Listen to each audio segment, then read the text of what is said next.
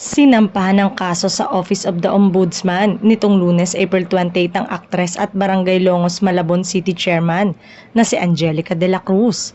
Hindi bababa sa 70 million pesos ang pondo ng barangay ang sangkot na halaga. Bukod sa isang kaso, sinampahan din si De La Cruz ni Arman Ramos ng may kinalaman sa public funds at mga kasong administratibo dahil umano sa pagpapabaya sa kanyang tungkulin bilang kapitan ng Barangay Longos. Madalas na nag-absent ng walang official leave at hindi otorisadong paglipat sa kanyang mga tungkulin sa kapatid na si Kagawad Eric De La Cruz. Si De La Cruz ay tumatakbo sa pagka-vice mayor ng Malabon sa 2025 midterm election. Samantala sa kanyang Facebook post, naglabas ng reaksyon si Angelica.